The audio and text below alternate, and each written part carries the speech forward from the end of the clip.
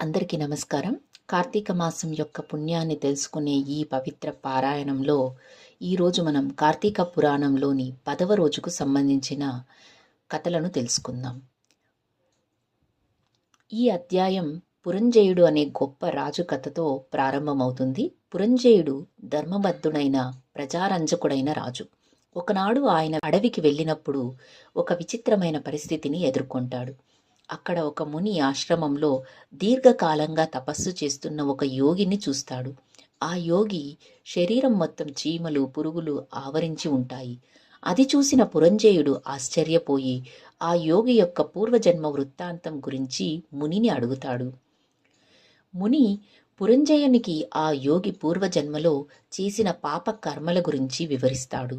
ఆ యోగి పూర్వజన్మలో ఒక స్వార్థపరుడైన క్రూరమైన వ్యక్తి అని, ఇతరులకు కీడు చేసి పాపాలు మూటకట్టుకున్నాడని చెబుతాడు. ముఖ్యంగా కార్తీక మాసంలో దీపారాధన చేయకుండా దీపాలను ఆర్పిన పాపం చేశాడని వెల్లడిస్తాడు. కార్తీక మాసంలో దీపాలను వెలిగించడం, దాన ధర్మాలు చేయడం వలన లభించే అద్భుతమైన ఫలాలను కూడా ముని వివరిస్తారు. కార్తీక దీపారాధన ద్వారా అజ్ఞానంధకారం తొలగిపోయి జ్ఞానజ్యోతి ప్రకాశిస్తుందని, సర్వ పాపాలు నశించి మోక్షం లభిస్తుందని నొక్కి చెబుతున్నారు. ఆ యోగి ఇప్పుడు అనుభవిస్తున్న కఠిన తపస్సు అతని పూర్వ పాపాలకు ప్రాయశ్చిత్తమని, కార్తీక మాస దీపారాధన మహిమ వలనే అతనికి ఈ జన్మలో తపస్సు చేసే అవకాశం లభించిందని ముని పురంజయునికి వివరిస్తారు.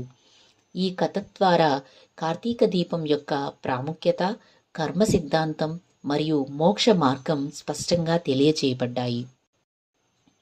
కార్తీక పురాణంలోని ఈ అద్భుతమైన పురంజయోపాఖ్యానం కార్తీక మాసం యొక్క విశిష్టతను, దీపారాధన మహిమను మనకు తెలియజేస్తుంది. ఈ మాసంలో భక్తి శ్రద్ధలతో దీపాలను వెలిగించి శివకేశవుల కృపకు పాత్రులవుదాం. శుభం.